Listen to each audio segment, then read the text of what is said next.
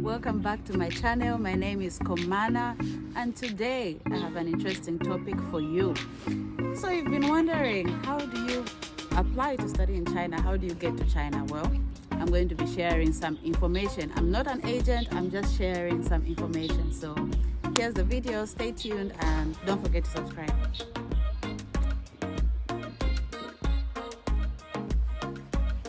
Yeah, I have some experience with this because I did both my bachelor's and master's in China, so stay tuned.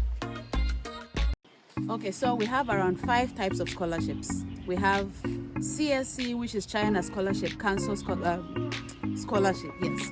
This is the most famous scholarship in China. I'm sure many of you have heard of it. And then we have MOFCOM Scholarship. That's Ministry of Finance and Commerce Scholarship. This one is not available at all the universities. It has specific universities, specific majors, and even specific people. They usually target working people, like maybe in the government or universities and things like that.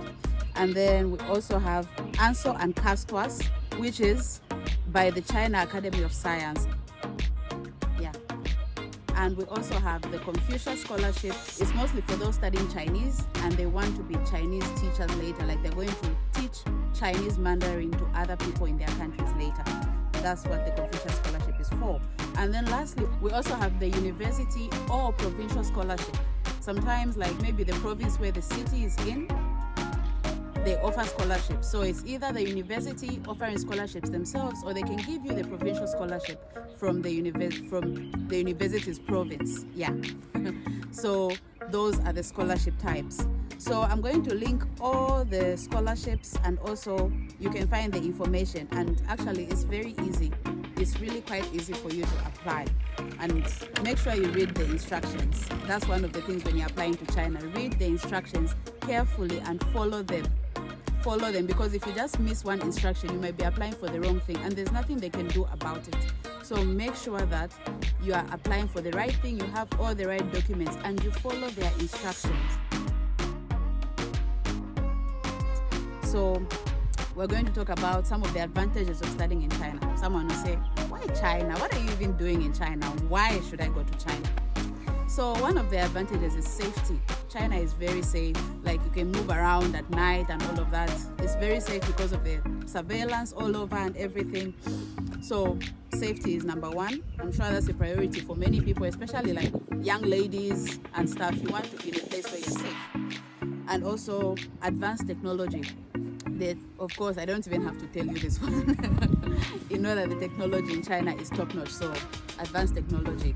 And also the cost of living is relatively low. It's not as high as many of the like Western countries and other foreign countries, so it's a really good place to live. And you also have exposure to a new culture. I mean, don't you want to learn something new? I do. And there's also diversity. Like, so many people come to China, there's a whole lot of diversity here. Who knows, you might meet your partner.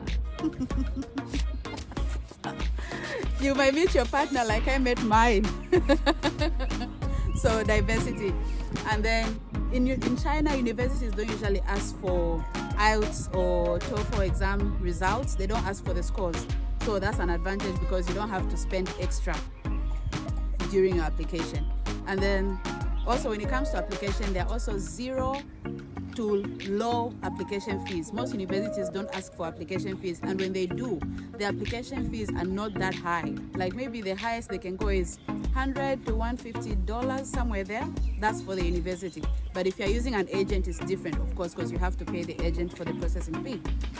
So, and also the application process is relatively easy compared to other countries. If you've applied to other countries and you try to apply for China, you will know that the Chinese one is actually easier to apply. So those are the advantages, and of course, where there are advantages, there will always be disadvantages. So disadvantages is language barrier, of course. This one, you have this barrier whether you like it or not. Even for those who've studied Chinese before going to China, they still have barriers. So you have to so you have to learn the language. That one, you have to be ready for the language barrier. You have to download all the apps you need to translate, and be willing to learn. Be willing to learn, yeah. And also, most majors like humanities, you don't really have internships. So after you graduate, you don't really have much experience. So that's a disadvantage for some people. But I think you can manage to factor that in. Like if you get back to your country, you can do internships and stuff, and you have some experience on your CV. And also, you are not able to work in China. Yeah, that's a disadvantage. In other countries, foreign students are allowed to work, but not China. And lastly, it's not a very open or suitable place for you to raise your family. But some people have managed, some people are doing it, but it's not that suitable, especially with this. I don't want to say it, but with this our appearance, it's kind of a struggle. But you can manage. It's not as bad as other places from other people's experiences that I've seen right here on YouTube and even heard from personally. I think it's not that bad, but it's up to you. So I'm going to insert all the links to all the scholarships, and you're going to see which one fits for you. So I'm just showing an example of a search on Google. So you just type CSC Scholarship, and then you'll find all the information you need.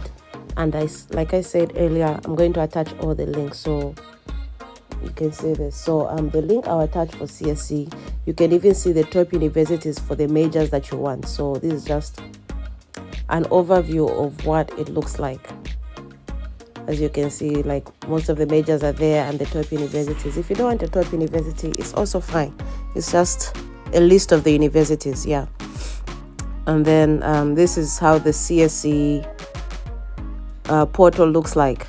So you have to create an account, you create a username, email address, password, and all of that.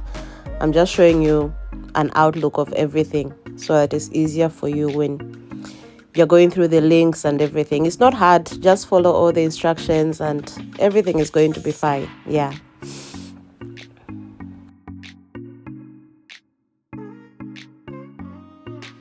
So I wish you all the best. I hope you'll be able to do your application, and I wish you all the best. Like I said, I hope this information was helpful for you, and if it wasn't, I'm sorry about that. And thank you for watching. Bye. Stay tuned. Remember to subscribe, like, and share. Bye.